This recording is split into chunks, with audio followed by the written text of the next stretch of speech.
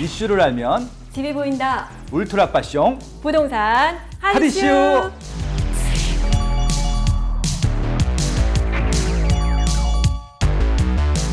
안녕하세요. 안녕하세요. 야, 한 달 만에 뵙네요. 한 달 만이네요. 잘 지내셨어요? 네. 저희가 7월 이슈 정리해드렸었잖아요. 네. 너무 재밌더라고요. 8월 뉴스에 대한 기대가 더 높아지신 것 같아요. 네. 그래서 조금 더 정보가 될 만한 네. 그런 사실들을 좀 정리해드리면 많이 보시지 않을까 그렇게 생각을 하고 있습니다.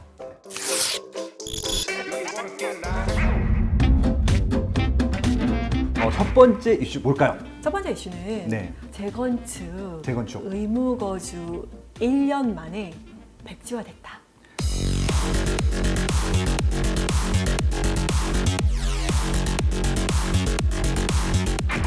이 네. 뉴스는요. 네.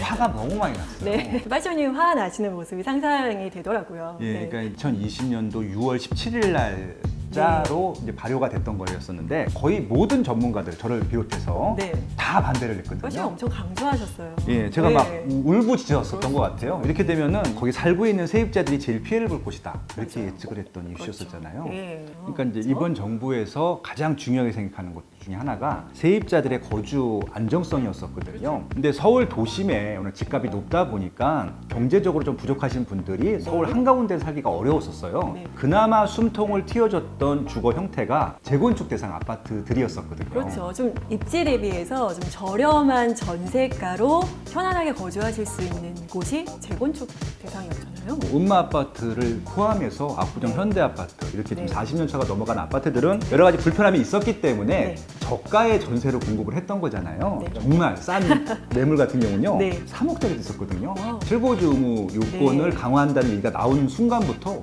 9억 원까지 올라갔어요. 그리고 나서 언론 이슈가 되면서 또 전세가가 살짝 빠지는 그런 모습. 그러니까 수요 대비 공급이 많으면은 가격이 내려가는 것들이고 수요 대비 공급이 적으면 가격이 올라가는데 살고 있던 세입자들이 나가고 실제 주인들이 들어옴으로써 전세 매물은 급감을 했죠. 그렇죠. 그러다 보니까 전세 가격이 올라갔었는데 다시 그것이 원점으로 돌아가다 보니까 전세 가격이 전세가가. 내려가는. 네. 그러니까 이걸 보듯이 시장에는 신규 입주 물량을 공급하는 것도 중요하지만 시장에 거래될 수 있는 매물들을 많이 네. 만드는 것들이 네. 중요하지 않을까. 그리고 이 해당 법안이 문제가 됐던 게 음. 결국은 임대차 입법과 상충된다라는 것에 의미가 있잖아요. 네. 결국은 실거주 요건 폐지와 더불어서 임대차 입법 폐지 그리고 저는 양도세 완화가 아니라 양도세. 그 중과를 폐지하자는 것들이었거든요. 그렇죠. 결국은 다 주택자들이 집을 팔도록 유도해야 되거든요. 그 양도세를 중과를 배제하게 되면 시장에 나와서 다주택자들이 또 살 수 있지 않느냐라고 반문하시는 분이 있는데 그거는 잘못 생각인 게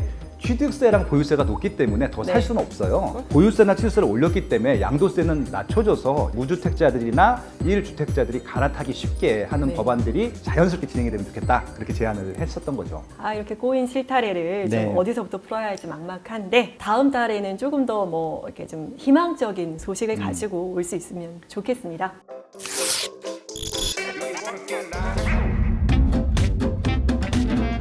네. 두 번째 하디슈는 무엇인가요? 지금 서울의 소형 아파트 거래 비중이 높아지고 특히나 우리 노도강이라고 하죠. 네네. 노원구, 네. 도봉구, 강북구의 집값이 급등하고 있습니다.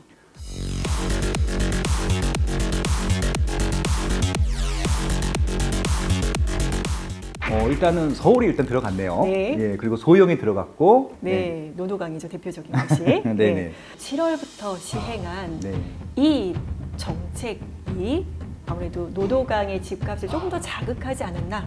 2021년 7월 달부터 시행된 정책이 뭐였나요? 서민세 수요자 예.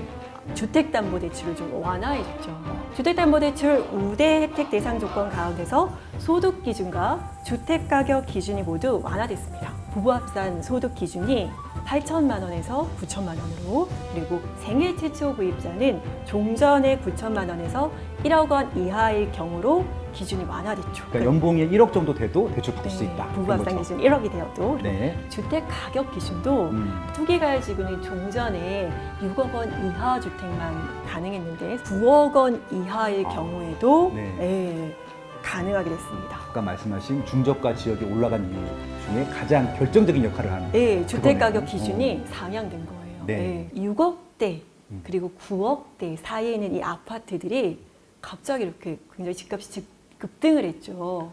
그 전까지는 대출 혜택이 없었는데 네. 그 구간에 있는 주택들이 혜택을 네. 받게 되었다. 그런 네. 말씀이신 거죠? 기존의 서민 실수요자도 기존 LTV에서 투기가율 같은 경우에 40%에서 플러스 10% 대출 완화를 해줬어요. 그런데 그렇죠. 이번 정책으로 플러스 20%, 즉 투기가율 지구 내에서 LTV 40% 플러스 20%, 즉 최대 60%까지 주택을 담보로 대출을 해주는 거죠. 그래서 근데 이번에 완화됐기 때문에 현찰로 40%까지만 있으면 되고 나머지 60%는 어떻게 보면 뭐 국가에서 돈을 주는 건 아니지만 지원을 해주는 거죠. 그렇죠. 제도적으로. 네. 그래서 굉장히 조금 집을 살 수 있는 여유가 생겼다. 네. 그렇게 좀 정리해 볼 수 있겠네요. 단 최대 대출 한도는 4억 원 이내입니다. 네. 그래서 이 대책이 부동산 시장에 미칠 영향이 크게는 두 가지, 지금 우리가 살펴본 것처럼 네. 중저가 9억 이하의 주택의 집값을 자극하게 될 것이고, 네. 그리고 두 번째는 시세 6억 원 초과하는 주택을 담보로 대출을 받거나 1억 원을 초과하는 신용대출을 받을 경우에는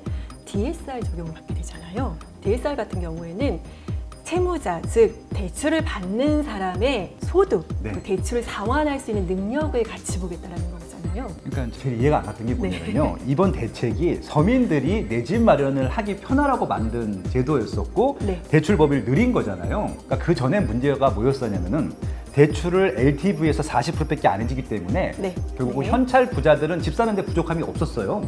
그렇잖아요. 근데 DSR은 늘여놓지 않았기 때문에 네. 결국은 제가 7월 달에도 썼다가 네. 살짝 안티데키로 달리기도 한 네. 말을 했는데 말짱 도루묵이 됐어요. 네, 그렇습니다. 그래서 이게 네. 또 틈새를 또 찾아가시잖아요. 네네. 그래서 6억 이하의 주택에는 DSR이 미적용되고요. 올해까지는 제2금융권은 DSR 60% 기존의 기준을 그대로 유지합니다. 그나마도 내년부터는 또 이거 제2금융권까지도 규제를 한다는 얘기 아닌가요? 그렇죠. 특히나 6억 이하의 중저가 주택은 올해까지 DSR 규제 자체를 받지 않기 때문에 내 집 마련의 마지막 사달이다 라고 생각하신 서민 실수요자들이 지금 몰려가고 있는 그런 현상이 발생하고 있죠. 근데 이제 서민들 같은 경우는 대출을 받지 않으면 집을 살 수가 없기 때문에 네. 개인적으로 조금 측은한 마음이 들고요. 다만 올해까지는 조금 더 대출을 받을 수 있는 여유, 요 기회를 좀 활용하셨으면 좋겠다라는 말씀을 드리고 싶고요. 네. 또 하나는 현찰이 많으신 분들만 집을 살 수밖에 없을 것 같아요. 네.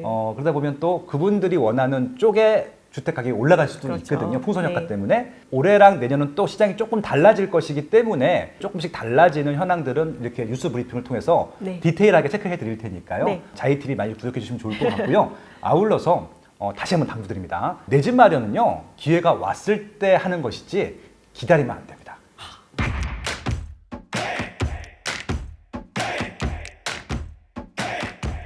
네, 보금자리론이라고 혹시 들어보셨나요? 들어는 봤죠. 네, 네. 보금자리론은 일반가 신혼부부, 다자녀 가구 등을 대상으로 하고 있는 국가에서 저리로 장기 대출을 해주는 상품인데요. 네. 부부 합산 연소득 7천만 원 이하, 신혼부부의 경우에 8천만 원 이하, 다자녀 가구의 경우에 3자녀 이상은 1억 원 이하, 3% 혹은 2%의 저금리로 최대 40년까지 장기 고정금리로 대출을 해주는 상품입니다. 40년짜리가 원래 있었나요? 이번이 새로 생겼죠. 보금자리론도 기존에는 30년 원리금을 분할 상환해야 되는데 40년 최장기의 모기지론이 이제 보금자리론으로 지원을 하게 되면서 40년이면 원리금 상환이 확 줄어들게 되는 그러니까 거잖아요. 원리금 상환 부담이 준 거죠. LTV 최대 70%까지 70%까지 나와요? 네, 대출이 와. 가능하고요. 네. 대출 한도도 그렇습니다. 기존에는 네. 대출 한도가 3억 원, 최대 3억 원까지였는데 이제 3억 6천만 원까지 대출 한도도 늘었고요. 주택 가격은 6억 원 이하여야 됩니다. 또 6억 원 전후의 아파트들에 또 네, 수가 그래서 많이 올리겠네요. 어떤 방법으로 보더라도 6억 원 이하의 아파트가 올해에 단기 급등할 가능성을 배제할 수가 없습니다. 굉장히 좋은 정보거든요. 일단 이게 발표된 지 얼마 안 됐죠? 네. 예, 자이TV 구독자분들만 얼른 먼저 가셔갖고요. 일단 계약부터 하시는 게 좋을 것 같고요. 네. 이것도 하나 좀 추천을 드리고 싶은데 꼭 서울을 고집하실 필요는 없어요. 네. 서울에 있는 직장까지 출퇴근할 수 있는 경기도 인천이라고 하면은 충분히 저는 네. 활용할 수 있는 여지가 있다고 그렇죠. 보거든요. 그래서 그런 주택들은 집값도 올라요. 그럼요. 서울보다 더 많이 올 수도 있어요. 보금자리론 대상에 해당되지 않는 소득 초과 대상자를 위한 대출도 있습니다. 이게 뭐예요? 적격 대출이라고요. 적격 대출? 네. 야, 이건 저도 몰랐어요. 이게 네. 뭡니까? 적격 대출은 소득 요건이 없어요. 소득 요건이 없고 주택 가격 9억 원 이하의 경우 조건을 충족하면 이제 대출을 해주는 거죠. 단 금리가 보금자리론보다 네. 서민 실수요자 대출보다는 높다라는 점 유의하시면 될 것 같습니다. 그게 보금자리가 특별히 싼 거고요. 네. 적격 대출이라고 하는 것은 정상 대출 네. 금리라는 얘기죠? 네. 그러니까 너무 비싸거나 뭐 사채를 쓸 정도는 아니라는 얘기죠? 아닙니다. 예. 저도 그럼 이용해 보도록 하겠습니다. 네.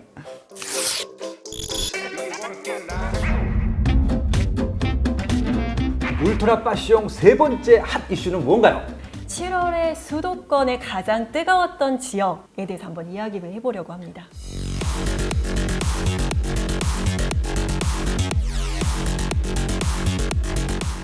어딘가요? 안양과 안양과. 의왕입니다.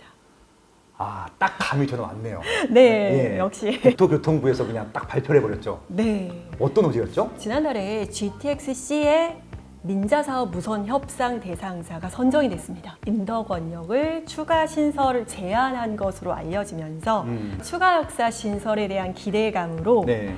예, 인근의 아파트 값이 폭등했죠. 폭등한 정도가 어느 정도인데 폭등했다고 하는 거예요? 작년 12월에 입주할 때 네. 제가 현장에서 정확히 기억하는데 네. 9억대 정도로 거래가 됐어요. 그 아파트가 지금 시세가 얼마입니까? 최근에 16억 3천만 원에 실거래가 됐습니다. 몇 평형이요? 34평형이요. 16억 3천이면 제가 얼핏 드는 생각이요. 네, 서울의 웬만한 새 아파트 가격과 비슷한데. 네. 이게 가능한 상승률이에요? 이 GTX의 호재와 신축 대단지라는 여러 가지 핵심 요소들이 만나서 집값 상승을 이끌어낸 거죠. 네. 그런데 이제 의왕이 음. 과천이 점점 확장되면서 과천 지식정보타운과 네. 바로 딱 붙게 됐잖아요. 그렇죠. 예, 그리고 과천에서 시세 상단 20억을 형성하게 되니까 네, 같이 따라가게 되면서 특히나 최근에 GTX-C 호재까지. 그러니까 경기도에서도 입지를 잘 선택하게 되면은 네. 어떻게 보면 자산의 증가분을 네. 경험할 수 있다라는 그렇습니다. 말씀이고요. 그 인덕원역은 안양하고 의왕이 같이 나눴을 테니까 네. 안양도 좀 가격이 더 올라가겠네요. 오히려 지금 안양의 대장 아파트가 네. 지금 언급한 의왕의 그 신축 아파트보다 조금 더 시세가 아랫단에 있는 상황이어서 자이 브랜드 분양권이 또 있습니다. 이런 식으로 안양 지역의 신축 아파트라든지 기존 단지들 내에서도 직접적인 교통의 호재, 영향을 받을 수 있는 아파트 좀 한번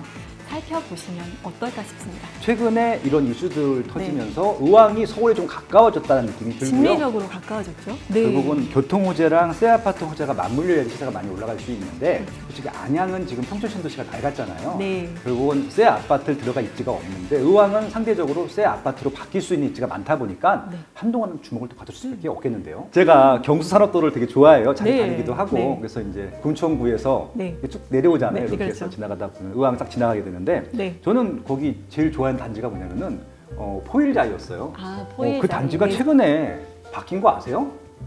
어떻게 바뀌었나요? 인덕원 센트럴 자이로 바뀌었더라고요. 인덕원 인근지의 아파트가 네. 모두 네이밍 변경을 하고 있습니다. 과거에 인덕원은 나이트클럽, 술집 네, 별로 안 그렇죠. 좋은 이미지였었는데 아, 네. 지금은 인덕원역에 워낙 트리플 역사권이 생기다 보니까 인덕원이라는 브랜드를 다 쓰고 싶어 하는 거예요. 그렇죠. 그만큼 인덕원이 굉장히 좀 재미있는 지역이 됐고 선호하는 지역이 되었고 사람들이 많이 찾게 되는 지역이 되었다. 예, 그렇게 정리해 볼 수 있겠네요.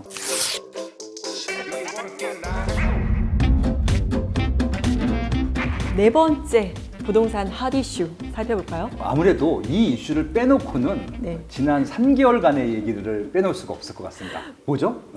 3기 신도시 사전 청약입니다. 3기 신도시입니다. 네.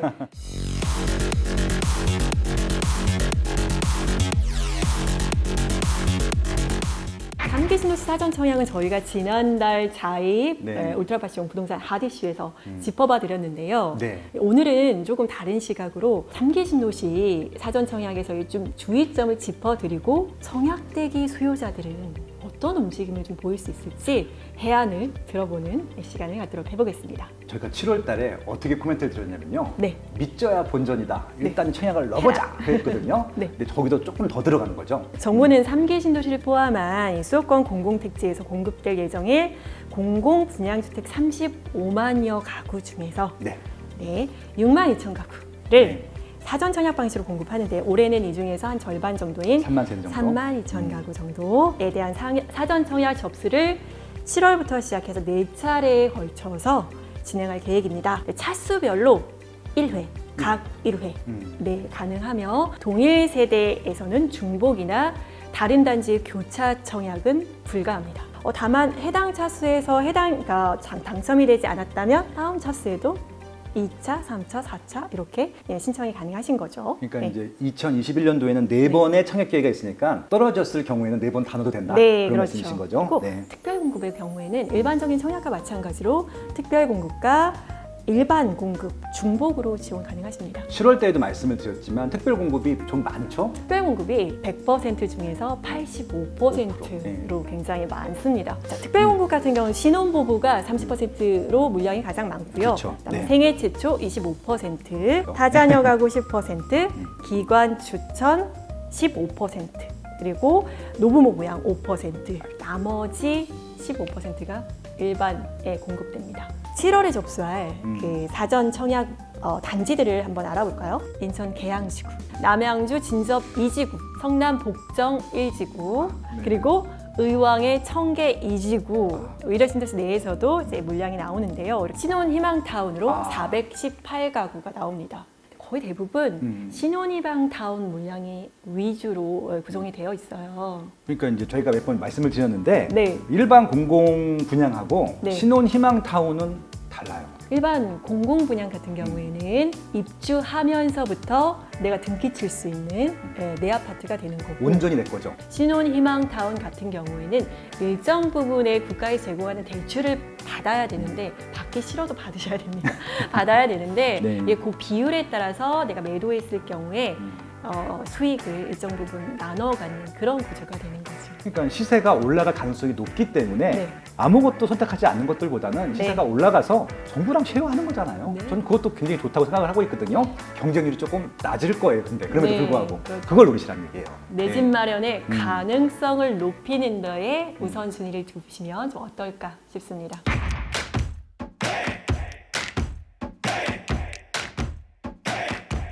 (2021년) 사전 청약 1차 지구에 네. 5곳이 공급이 되는데 분양가, 추정 분양가가 인천 계양 같은 경우에는 3억대에서 4억 6천만 원까지, 가장 인기가 많은 성남 복정 1구역 같은 경우에는 51제곱미터 같은 경우 5억 8천만 원, 59제곱미터는 최대 7억까지, 위례 같은 경우에도 55제곱미터가 5억 9천만 원까지 책정이 되어 있습니다. 자, 다시 말씀드립니다. 이게 당첨 가능성이 낮기 때문에 이 정도 분양가라고 하면 일단 분양가 논쟁은 청약 당첨된 다음에 하셔도 늦지 않다라고 말씀을 드립니다. 예. 지금 논란해봤자 내가 청약 당첨 가능성이 높아질 게 아니잖아요. 네, 일단 당첨되시고 고민하시되 이후에 본 청약 시에 확정되는 분양가를 좀 보시고 또 선택하실 수 있는 기회가 한 번 더 주어지지 않을까 싶습니다.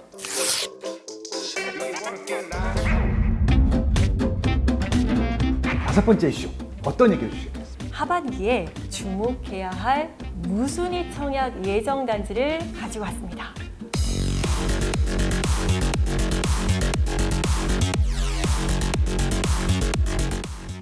야, 이거는 솔직히 지금부터는요. 자이TV 이거 뭐 구독자나 네. 유료 회원들만 줘야 되는 거 드려야 되는 거 아닙니까? 필터링을 할 수는 없나요? 네네. 위례포레 자이 네. 한 가구 모집에 8,675명이 몰렸습니다. 진짜요? 네. 아, 소위 로또로 불리는 이 무순위 청약 예정 단지에 쏠리는 관심이 굉장히 뜨거운데요. 일명 줍줍이라고 하죠. 줍줍이죠. 네, 무순위 청약이란 청약 이후의 부적격이나 아니면 계약 포기 등으로 미계약 물량을 무작위 추첨을 통해서 당첨자를 선정하는 것을 말합니다. 그러면 이거 누구나 신청할 수는 있긴 해요. 네, 과거에는 이 청약 통장 없이도 만 19세 이상 성인이면 참여할 수 있었어요. 사실상 자격 제한이 없었는데 5월 28일부터 해당 지역의 무주택 가구의 성인만 신청할 수 있도록 규정이 바뀌었어요. 일단은 전국에서 해당 네, 지역으로 지역을, 나눴고 네. 무주택이어야 되고 유주택은 네. 안 되는 거죠? 네. 저희는 안 되네요. 일단 안 됩니다. 안 되고 또 어떤 조건? 줍줍은 주의해야 될 점이 있습니다. 아, 뭐예요? 네, 부적격 당첨은 이 단순 실수에 따른 것이냐 아니면 부정행위로 인한 것이냐에 네. 따라서 세대주만 가능하냐, 세대원도 가능하냐로 나뉘어지는데요. 이 부적격 당첨이 단순 실수에 의한 것이라면은 그 물량은 세대원 모두가 청약 가능합니다. 그런데 예. 부정행위 등으로 인해서 미계약분이 나왔다라고 하면은 세대주로 더 엄격하게 자격 조건이 제한이 됩니다. 그러면은 네. 이게 나오는 물량에 따라서 네. 무슨 이유로 나오는지에 따라서 달라지는 거네요. 공고문을 좀 자세하게 살펴보셔야 아. 되는데요. 최근에 그 의뢰보례자의 한 가구를 대상으로 진행을 했잖아요. 그건 어떤 거였어요? 네, 그거는 이제 네. 부정행위 등으로 인한 거였는데 아, 8,675명이 네. 몰렸잖아요. 근데 그 중에서는 세대원도 청약 신청을 하신 가구가 굉장히 많았어요. 네네. 지금 거기는 세대주밖에 신청이 안 되는 거잖아요. 아, 그러니까 이 기준을 모르시니까 세대원도 세대주도 다 같이 그냥 청약을 하게 되는. 되게 좋은 팁인 것 같아요. 네. 왜냐하면 대부분 세대주는 당연히 조건 제한이 없으니까 무조건 넣으시면 되는데 네. 세대원이 절대 안 되는 조건들은 넣을 필요는 없는 거네요. 청약 공고문을 반드시 꼼꼼하게 읽어보셔야 돼요. 왜냐하면 여러 가지로 이제 부적격이 되셨을 경우에는 이게 어떤 네. 페널티가 크게 있잖아요. 공고문을 항상 꼼꼼하게 읽어보시고 청약하시는 게 중요할 것 같습니다. 그러니까 내가 부적격인데 당첨된 사람들은 나중에 페널티로 생각을 넣지 못하거나 다른 네. 불이익들이 있다는 말씀이신 그렇죠. 거죠? 예, 네. 알겠습니다.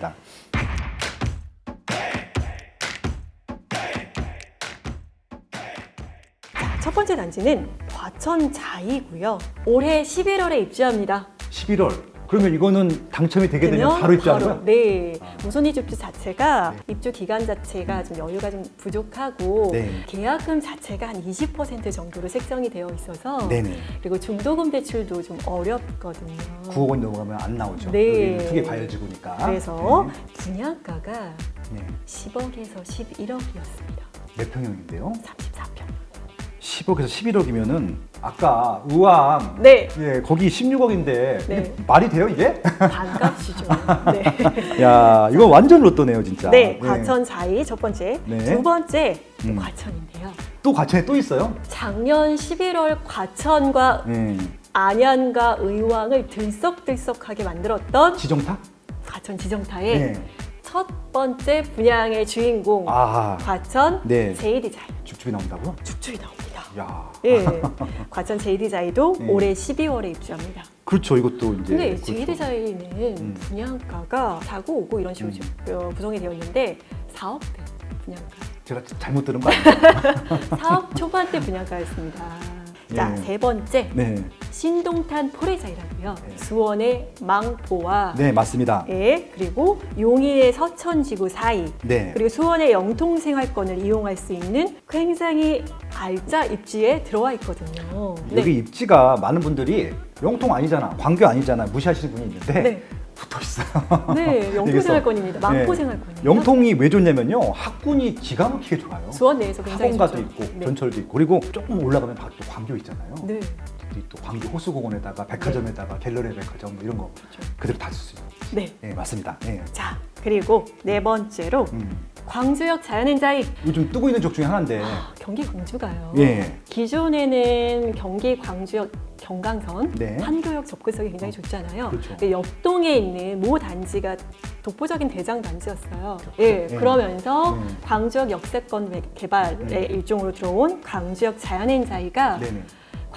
경기 광주역에 딱 붙어서 대단지로 음. 공공 분양으로 공급을 했습니다. 어. 독보적인 광주에서의 대장 단지로 자리매김할 곳이죠. 그러니까 이 자연 N이라고 붙은 브랜드는 네. 경기 도시공사 브랜드거든요. 네. 저 분양가가 굉장히 쌀 거로 기대되는데 맞나요? 굉장히 쌌습니다. 5억대, 4억대 이렇게 됐거든요. 84가. 84가. 예, 여기 또 그럼 로또네요. 네, 네. 그렇죠. 현재 그 인근의 기축단지 시세와 비교해봐도 굉장히 저렴하게 공급이 됐고 경기 광주의 입지 가치가 네. 여러 가지 다양한 교통망의 개발 예정으로 뭐 엄청 많잖아요. 경강선에 굉장히 좋은 노선들이 많이 연결이 됩니다. 그렇죠. 네. 수서역으로 연결되고 지금도 판교로 연결이 되어 있고 그렇죠. 위례가천선가도 이제 경기가 연장이 되잖아요. 삼동 네. 쪽으로 향후에 강남과 직결되면서 네, 맞아요. 네, 경기 광주 자체의 입지 가치가 굉장히 높아질 걸로 예상이 되죠. 그래서 저는 이런 곳이 좋은 게 뭐냐면은 그 생활 여건이나 교통망을 그대로 누릴 수 있으면서 저렴하게 이용할 네. 수 있는 것들이잖아요. 그래서 센 입지만 보지 마시고요. 주변 네. 입지까지 좀 보시는 것도 추천드려요. 네. 자, 5번째 또 있어요? 있습니다. 야, 신난다. 예. 세종자이 이편한 세상. 세종시에도 있어요? 네, 야. 세종시에도 있고요. 예. 세종의 네. 자이더시티 후 폭풍이 아마도 세종자이 이편한 세상으로 네. 또 쏠리지 않을까 싶습니다. 11월 입주예요. 입주가 얼마 남지 않았으니까. 아, 이건 다 로또가 더 좋은 게 분양가가 대기업표 동네. 예. 3억, 4억. 그러니까 세종은요 분양가가 다 싸요. 세종시는 볼 게 없어요. 그냥 네. 입지도 좋은데 분양가. 세종시는 특히 분양가 분석을 할 필요가 없어요. 네. 그냥 받으시면 돼요. 지금 언급된 모든 네. 전 단지가 네. 다 일명 로또 단지라고 할 수 있겠고요. 그렇죠. 마지막으로 또 있어요? 네. 와 신난다. DMC 리버시티 자인데요. 2022년 12월에 입주하는데 네. 이것도 줍줍으로 대기하고 있습니다. 분양가가 아주 비싸진 않을 거예요. 주변에 올라간 시세에 비해서는. 네, 그렇죠. 8억대, 뭐 7억대 이렇게 책정이 되어 있는 걸로 알고 있는데 네. 인근 단지 수색 생산이나 마포, 당암에 비하면 네. 로또, 준 로또라고 했습니다. 네. 근데 아마 여기 가보시면 한강이 붙어 있어요. 금사빠. 네. 한강이 바로 자유로에 붙어 있어가지고 네, 너무 좋죠. 놀라운 입지예요. 해당 지역의 무주택자이시라면 제가 언급해드린 총 6개 단지 한번 관심을 가져보시면 어떨까 싶습니다. 묻지도 따지지도 말고 특히 가격은 보실 필요가 없습니다. 왜냐하면 네. 로또라는 말 자체에 이미 가격 경쟁력은 매우 높다는 표현이니까요. 네. 무조건 묻지마 청약하시기 바랍니다. 네. 네. 유일하게 묻지마 청약해야 네. 되는 단지입니다.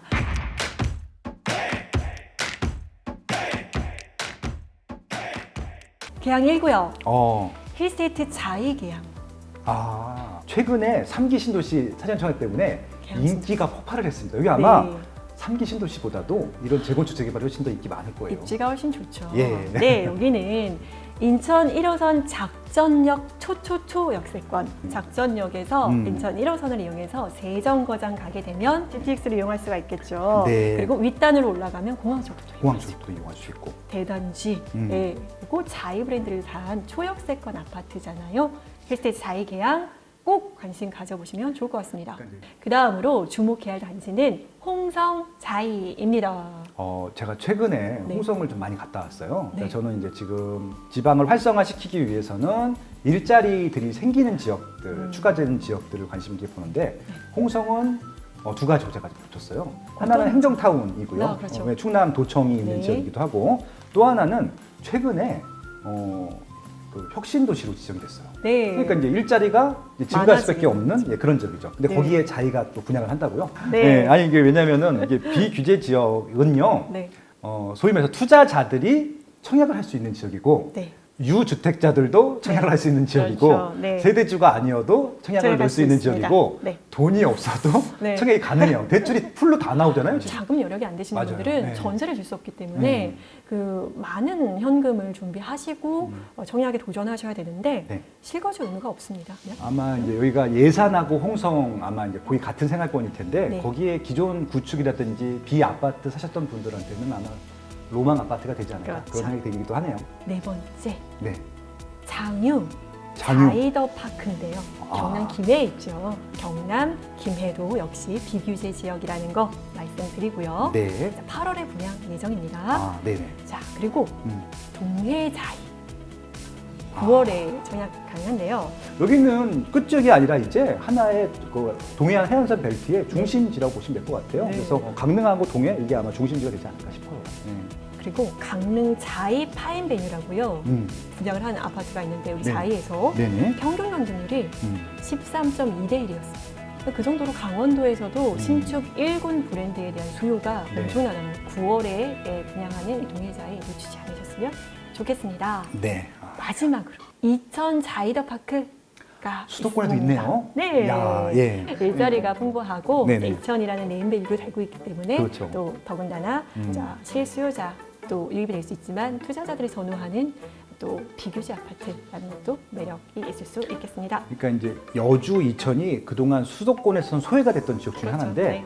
경강선 아까 개통된 다음부터는 경강선 이천. 예, 네. 이천도 수요의 확장 지역이 돼버렸잖아요. 네. 그래서 요즘은 이천 뭐 이런 데 분양하는 게 굉장히 더 솔깃해요. 네, 왜냐면 그렇죠. 저렴하게 분양할 것이고 네. 미래 가치는 있을 것이고 것이고. 뭐 그렇죠. 자, 그렇습니다. 그래서 이 말씀드린 해당 아파트들의 공고문을 잘 한번 확인하시고 청약 당첨의 기회를 한번 노려보시면 어떨까 싶습니다.